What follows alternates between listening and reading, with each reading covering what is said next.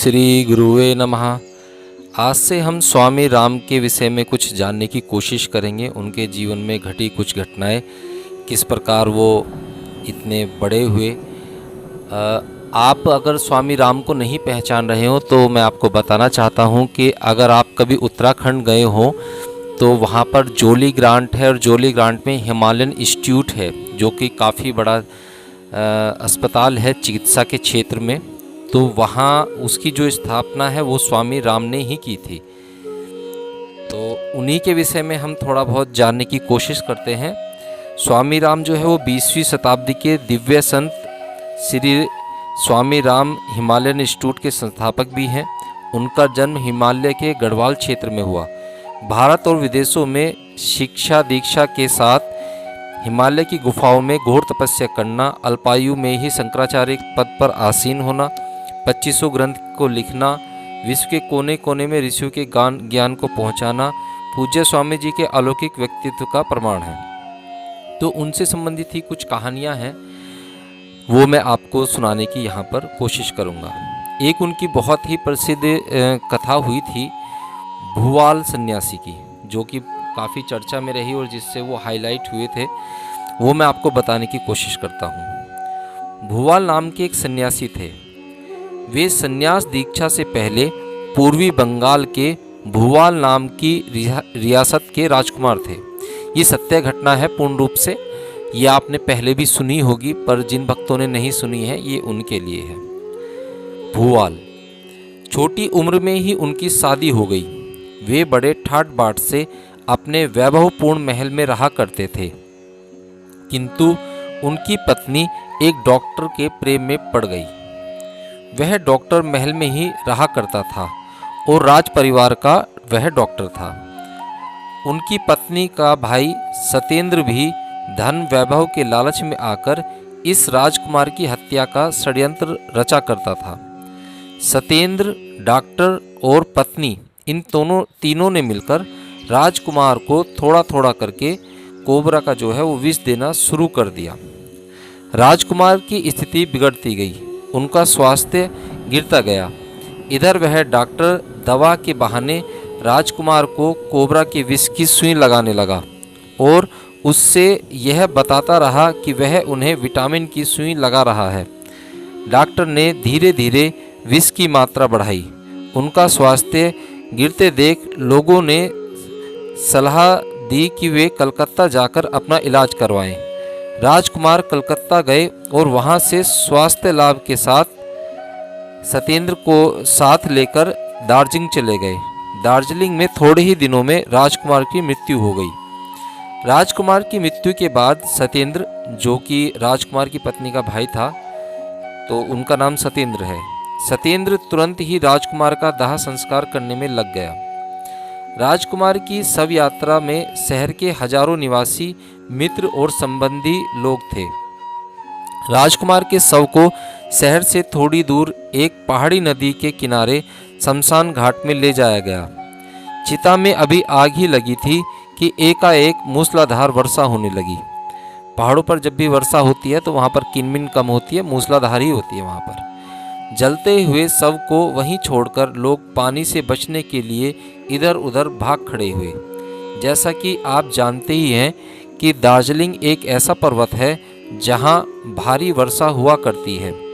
इसी वर्षा के कारण उस पहाड़ी नदी में बड़ी तेजी से बाढ़ आ गई और उस तेज बहती हुई नदी की जलधारा में राजकुमार का शव बह गया।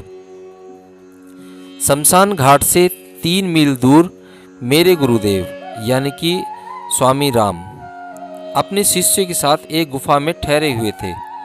उस समय गुरुदेव कंचाचिंग पर्वत शिखरों में कुमायूं के पर्वत की ओर जा रहे थे। गुफा में बैठे बैठे गुरुदेव और गुरुदेव के शिष्यों ने नीचे किसी आदमी के कराहने की आवाज़ सुनी। गुरुदेव ने अपने कुछ शिष्य को नीचे जाकर देखने को कहा। उनके शिष्यों ने देखा कि कफन में लिपटा हुआ कोई आदमी नदी के किनारे पड़ा हुआ है। गुरुदेव की आज्ञा से उन शिष्यों ने मुर्दे को बाहर निकाला। रस्सी काटकर उस शव को गुरुदेव के शिष्यों ने बंधन मुक्त किया। इन लोगों ने बाद में बताया कि गुरुदेव यह तो कोई मरा हुआ आदमी लग रहा है। गुरुदेव ने कहा, नहीं, यह मरा नहीं है, यह गहरी निद्रा में सो गया है। इसकी श्वास और नाड़ी की गति रुक गई है। यह पूर्व जन्म में मेरा शिष्य था। गुरुदेव की आज्ञा से शिष्यों ने उसके गीले कपड़े उतारकर उसे सूखे कपड़े में लपेटा। गुरुदेव की कृपा से थोड़े ही काल में राजकुमार का शव हिलने डुलने लगा और फिर जीवित हो गया, किंतु उसे अपने विषय में कुछ भी याद नहीं रहा। उसकी स्मरण शक्ति बिल्कुल नष्ट हो गई, किंतु वह शारीरिक रूप से बिल्कुल स्वस्थ हो गया। अब वह गुरुदेव के साथ भ्रमण करने लगा। कुछ ही दिनों में उसने संन्यास की दीक्षा ले ली। वह राजकुमार 7 वर्षों तक गुरुदेव के साथ रहा। गुरुदेव ने एक दिन उस राजकुमार को, जो कि अब साधु हो गया था, अन्य महात्माओं का दर्शन तथा तीर्थ स्थानों की यात्रा करने की आज्ञा दी। गुरुदेव ने अपने अन्य शिष्यों को यह पहले ही बता दिया कि एक समय आएगा जब यह राजकुमार अपनी बहन से मिलेगा। अपनी बहन से मिलते ही इसको अपनी सब पुरानी बातें याद आ जाएंगी। गुरुदेव ने अपने सब शिष्यों को बुलाकर यह भी कहा कि हम लोगों के लिए वह बहुत बुरा समय आएगा। हम लोगों को खोजने की कोशिश होगी, अतः हम लोगों को जल्दी ही ऊंचे पर्वत शिखरों में चला जाना चाहिए। अब गुरुदेव की आज्ञा से यह राजकुमार महात्मा के रूप में घूमते घूमते अनजाने में ही अपने बहन के द्वार पर जा खड़ा हुआ। देखते ही उनकी बहन उनको पहचान गई। बातचीत के दौरान उनको पूर्व की सभी बातें याद आने लगी। उस समय यह घटना मुझे बहुत अच्छी तरह से याद है। अब क्या था, राजकुमार को इधर अपनी स्मृति शक्ति मिली और उधर उनके संबंधियों में धन संपत्ति को लेकर हलचल मच गई। बहन और दादी माँ ने राजकुमार को अपनी संपत्ति को प्राप्त करने के लिए प्रेरित किया और राजकुमार की पत्नी ने उसे अपना पति स्वीकार करने से इनकार कर दिया। अब दोनों पक्षों ने न्यायालय की शरण ली। मुकदमा चला। दोनों तरफ से हजारों की संख्या में गवाह न्यायालय में प्रस्तुत हुए। न्यायालय के समक्ष यह प्रश्न उठाया गया कि क्या यह संभव है कि मृत शरीर अपने जीवित अवस्था में लौट सकता है। विपक्षियों ने यह सिद्ध करने की कोशिश की कि राजकुमार केवल मर ही नहीं चुका था, बल्कि उसका दाह संस्कार भी हो चुका था। तो फिर यह साधु कौन है जो अपने आप को राजकुमार कहने की कोशिश कर रहा है। यह केवल भारतवर्ष में ही नहीं, पूरे विश्व में अपने आप में एक निराला केस था, जिसमें हजारों की संख्या में दोनों पक्षों में गवाह न्यायालय में उपस्थित हुए थे। उस समय इस केस हिस्ट्री को न्यायालय एवं वकील अपने साथ रखा करते थे। बहुत दिनों बाद न्यायालय में यह सिद्ध हो गया कि राजकुमार की पत्नी अपने प्रेमी डॉक्टर से मिलकर धीरे धीरे राजकुमार को कई महीने तो कोबरा के विष की सुइयां दिलवाती रही थी। राजकुमार स्वामी ने न्यायालय में अपना संपूर्ण जीवन वृत्तांत सुनाया।